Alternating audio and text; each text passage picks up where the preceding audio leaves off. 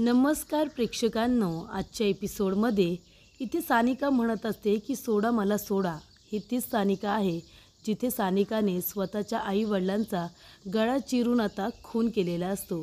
तर इथे सानिकाने स्वतःच्या आईवडिलांना संपवल्यानंतर ती स्वतःलासुद्धा संपवायला निघालेली असते आणि तेवढ्यातच इथे सानिकाला बांधून ठेवण्यात आलेलं असतं. जेव्हा इथे सानिकाला बांधून ठेवण्यात येतं आणि जेव्हा इथे आता अंकुश आणि अबोली दोघेजण येतात तेव्हा बघतात तर काय, तिथे दोन डेड बॉडीज असतात आणि इथे सानिका म्हणत असते की सोडा मला सोडा. तेव्हा अंकुश येतो, बघतो तर संपूर्ण घरामध्ये इथे लादीवरती सगळीकडे रक्ताचा सडा पडलेला असतो. तेव्हा इथे अंकुश म्हणत असतो की क्रिश, हे सगळं काय आहे, या मुलीला का असं बांधून ठेवलं आहे. तेव्हा क्रिश म्हणत असतो की सर, त्या मुलीला बांधून ठेवणंच गरजेचं आहे. तेव्हा इथे अंकुश म्हणत असतो, पण अरे तिला बांधून का ठेवले, तिचे हात सोडा ना. तेव्हा त्या मुलीचे मामा म्हणतात, नाही नको नको, हात सोडायची काही गरज नाही आहे, नाहीतर ती विचित्र रिॲक्ट करेल, ती स्वतःलासुद्धा संपवेल. तेव्हा इथे अबोली म्हणते, तुम्ही ते बरोबर बोलताय, अहो पण तिला बांधून ठेवणं चुकीचंच आहे ना, तेव्हा सोडा तुम्ही तिला. तेव्हा इकडे त्या मुलीला आता सोडलं जातं. तेव्हा सानिका धावत पळत आता तो चाकू उचलते आणि अबोलीच्या अंगावरती धावून येते. इथे अबोलीचा गळा चिरायला ती आलेली असते आणि त्यामुळे प्रेक्षकांनो, इथे अंकुश त्या मुलीचा हात पकडतो आणि तिच्या हातातून चाकू खाली फेकायला सांगतो. तेव्हा इथे सानिका, तिथे एवढी सगळी माणसं असतात पण इथे अबोलीकडेच ती आता खूपच जास्त जणू काही रागाने बघत असते. अबोलीकडेच ती बघत असते. तेव्हा इथे अंकुशला कळत नाही की ह्या मुलीने अबोलीवरती असा हल्ला करायचा प्रयत्न का केला, असं काय घडलं असेल, असा अंकुश आता विचार करत असतो. त्यानंतर प्रेक्षकांनो, इकडे आता अंकुश अबोली त्या मुलीच्या मामांना भेटत असतात. अंकुश विचारतो की आपण कोण. तेव्हा इकडे त्या मुलीचे मामा म्हणतात की मी इथे आता सानिकाचा मामा आहे. सानिकाचा मला फोन आला होता, ती चांगल्या मार्कांनी पास झाली म्हणून तिने मला फोन करून सांगितलं. तेव्हा इथे मी तिचं अभिनंदन केलं की तिला चांगले मार्क्स पडले. त्याच्यानंतरला ती म्हणाली की मामा, फक्त अभिनंदन करून काही होणार नाही आहे, तुला घरी यावं लागणार आहे. ऑफिसचं काम खूप जास्त असल्यामुळे मी तिला म्हणालो की मला घरी काही येता येणार नाही. तेव्हा ती म्हणत असते, मामा हे अजिबात नाही चालणारा, मागच्या वेळेलासुद्धा तू आला नव्हतास, ह्या वेळेला तुला यावंच लागेल आणि ह्या वेळेला तर तुला यावंच लागेल कारण माझा वाढदिवस आहे ना, माझ्या वाढदिवसाला तर तू येशीलच, मी तुझी वाट बघते. तेव्हा तिचे मामा म्हणतात की बाळा, तुला वाढदिवसाच्यासुद्धा खूप खूप शुभेच्छा, पण खरंच कामाचा व्याप खूप जास्त आहे, मला येणं काही पॉसिबल होणार नाही आहे. ती म्हणते, मामा तू जर आला नाहीस ना तर ह्या वेळेला मी तुझ्याशी बोलणारच नाही आहे, तेव्हा तुला तर यावंच लागेल. ती म्हणत असते की गिफ्ट तर मला हवं आहे आणि गिफ्टच हे असेल की तुला माझ्या वाढदिवसाला यायचं आहे. तेव्हा मागच्या वेळेला मला येता आलं नाही म्हणून ती खूपच जास्त अपसेट झाली होती, माझ्याजवळ ती बोलत नव्हती, म्हणून या वेळेला मी आलो होतो. मला यायला उशीर झाला पण मी आलो. आल्यानंतर बघितलं तर काय, सानिका म्हणून हाक मारली आणि दरवाजा उघडला तर इथे सानिकाच्या हातामध्ये चाकू होता, खाली रक्त सांडलं होतं आणि तिने तिच्या आईवडिलांचा गळा चिरला होता, दोघांचाही खून केला होता. मी तिला आवाज दिला मागून, सानिका बाळा, अगं हे काय करतेस तू. तेव्हा तिने माझ्याकडे मागे वळून बघितलं आणि तिने माझ्याकडे खूपच जास्त रागाने बघितल्यानंतर तोच चाकू तिने स्वतःच्या गळ्याला लावला आणि ती स्वतःचाही गळा चिरून काढत होती. तेव्हा मी धावत पळत तिच्याकडे आलो आणि तिचा हात पकडला पण ती माझं काही ऐकायला तयार नव्हती. सातत्याने तो चाकू ती हातात घेत होती आणि त्या चाकूने गळा कापत होती आणि तो चाकू म्हणजे तोच चाकू आहे ज्याने तिला केक कट करायचा असतो.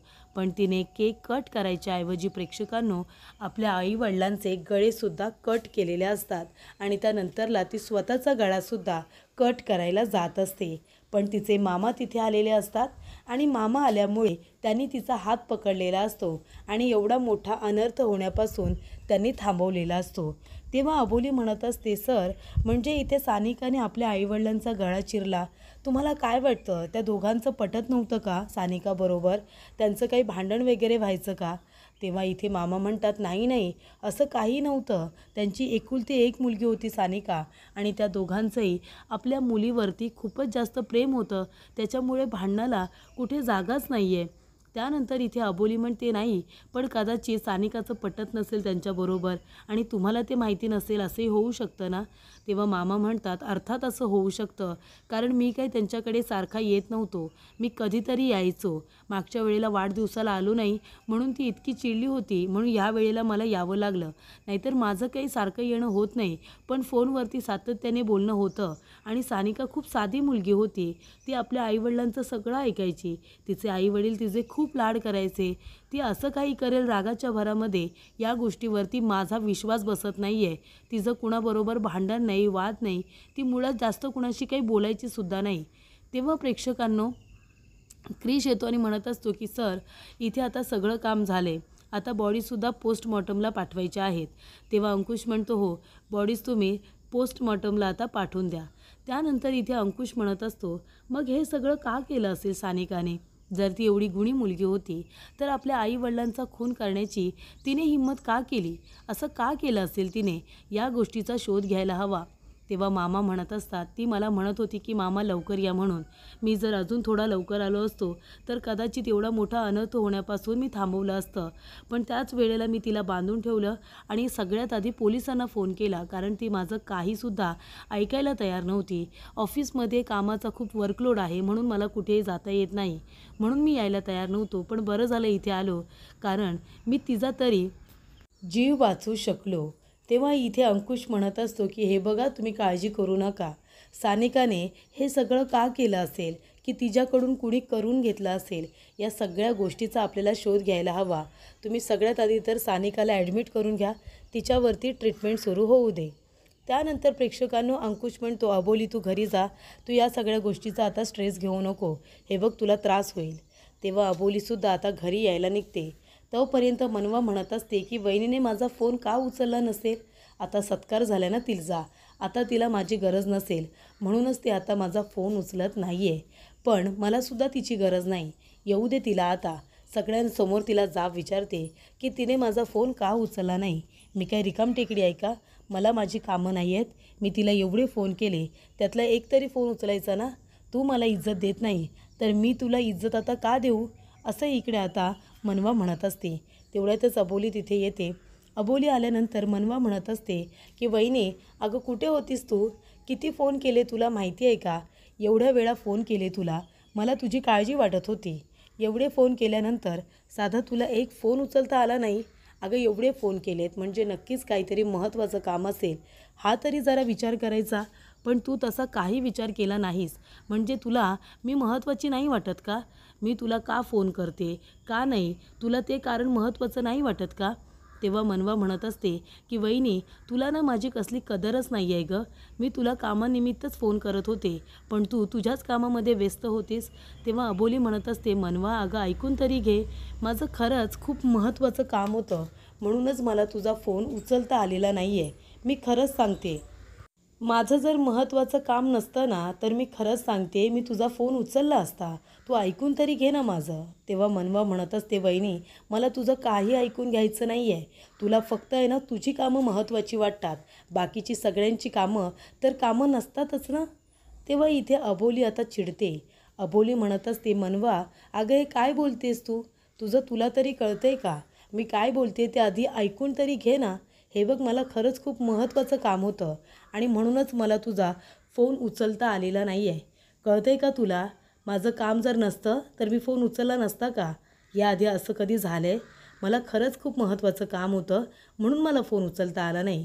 तरी पण मी तुला सांगितलं होतं की मनवा मी कामात आहे, मी नंतर तुला फोन करते. अगं मला समजून घे ना जरा, मी का फोन उचलला नाही ते कारण तरी विचार. असं म्हणून इथे अबोली सरळ आता आतमध्ये निघून जाते. मनवा आता काही ऐकायलाच तयार नसते. मनवा अबोलीच्या बाबतीत जरा जास्तच पॉझिटिव्हसुद्धा झालेली असते की मला इथे वहिनीने जास्तीत जास्त महत्त्व दिलं पाहिजे, माझं नाव सारखं सारखं घेतलं पाहिजे, मला महत्त्व तर दिलं पाहिजेच, पण मी फोन केल्यानंतरसुद्धा एका झटक्यामध्ये माझा फोन उचलला पाहिजे, सारखं बोललं पाहिजे की मनवा कुठे आहे, मनवा हे कर, मनवा ते कर. अशा सगळ्याच गोष्टींबाबतीत ती आता खूप जास्त पॉझिटिव्ह झालेली असते. तेव्हा इथे राघव येते आणि म्हणत असते की मनवा बघितलंस ना, बघितलंस अगं अशीच आहे तुझी वहिनी. आधी तिने नीताताईला त्रास दिला, नंतर तिने मला त्रास दिला आणि आता ती तुझ्याबरोबरसुद्धा तशीच वागते. म्हणजे माणसांचा वापर करून घेतल्यानंतर ती टिश्यू पेपरसारखं माणसांना बाजूला फेकून देते. मग ती माणसं तिच्यासाठी महत्त्वाची राहत नाही. कळतंय का तुला मनवा?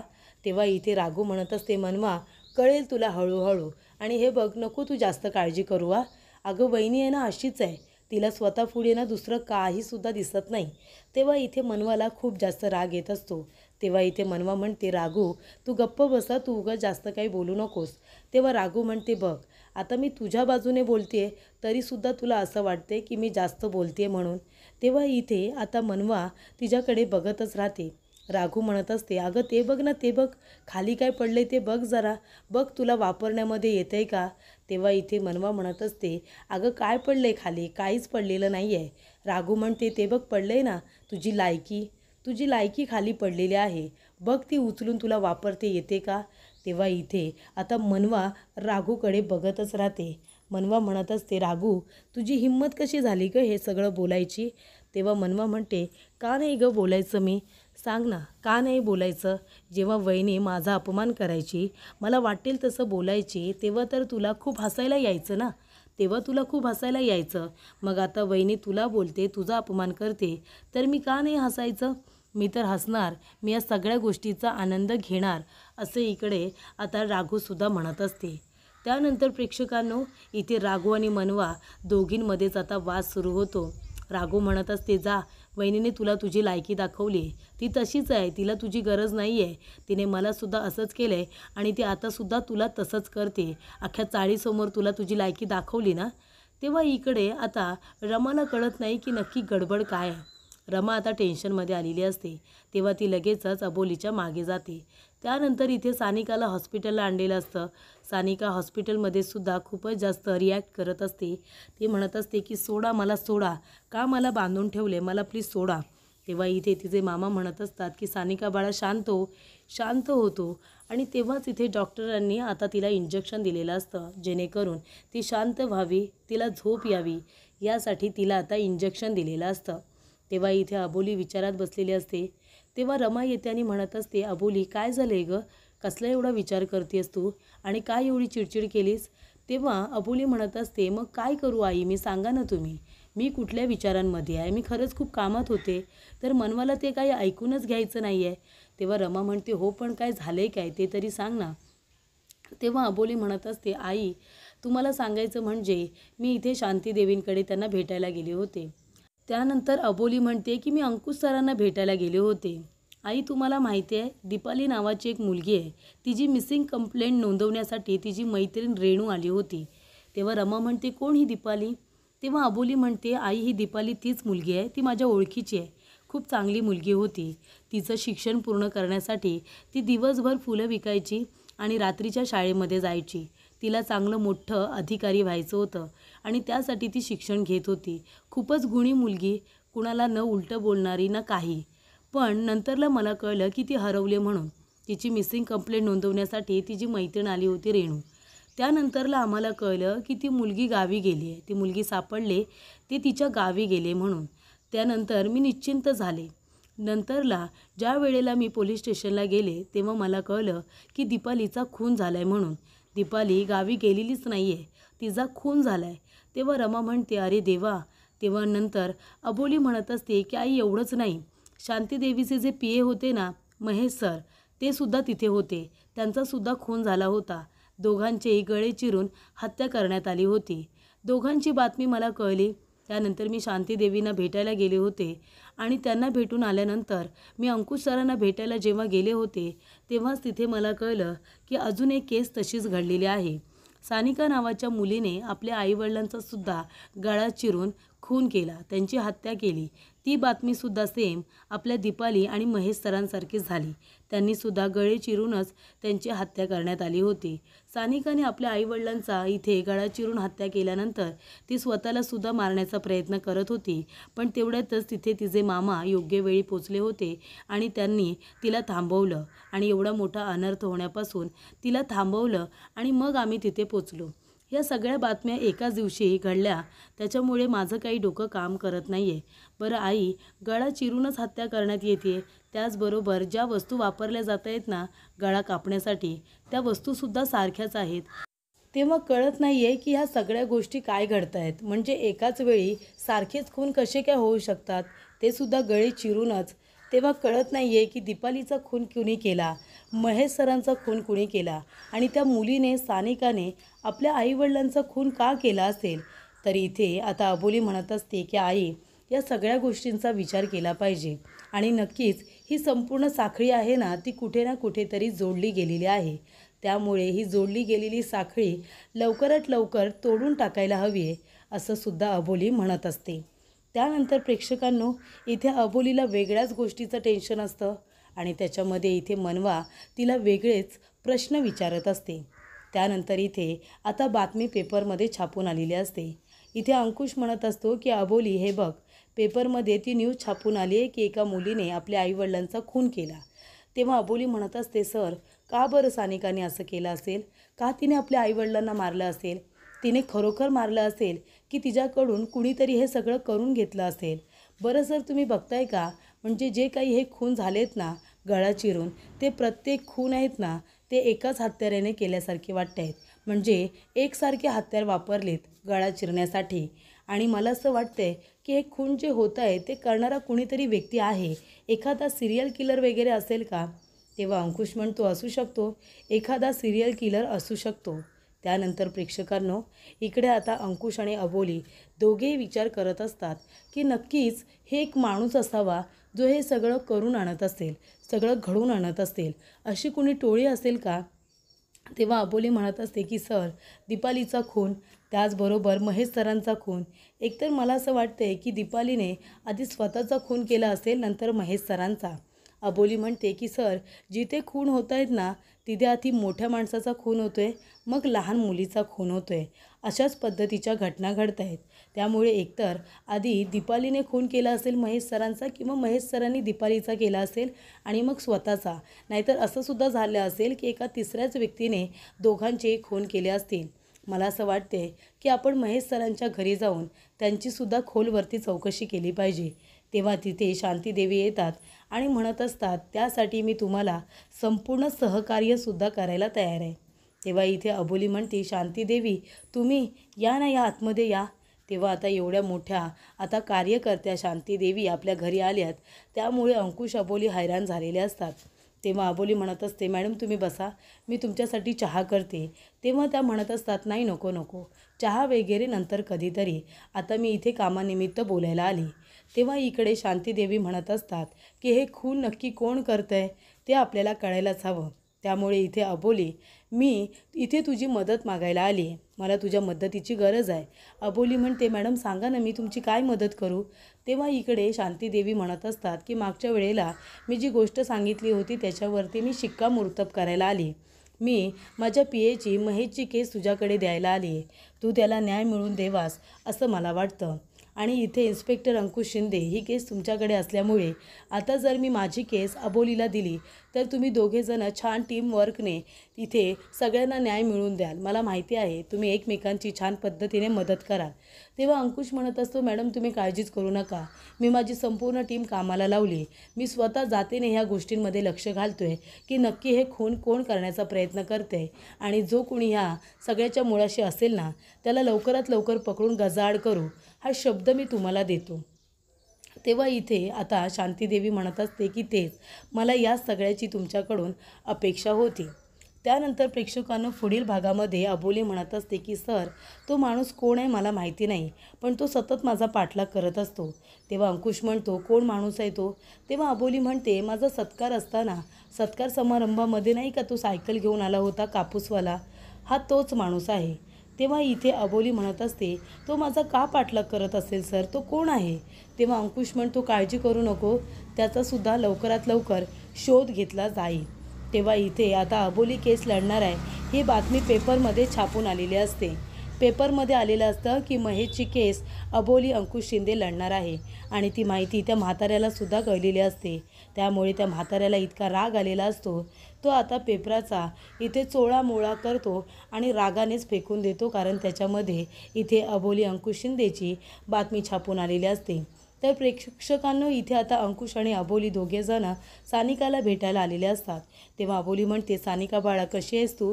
हे बघ, आम्ही इथे ना थोडंसं तुझ्याशी बोलायला आलो, चौकशी करायला आलो आहे। तेव्हा इथे सानिका अबोलीकडे रागाने बघते। तिथे असलेली जी कैची असते ती उचलून ती लगेचच ती सीझर इथे आता अबोलीला मारायला जाते। तेव्हासुद्धा इथे अंकुश त्या सानिकाचा हात पकडतो आणि तिला हे सगळं करण्यापासून थांबवतो।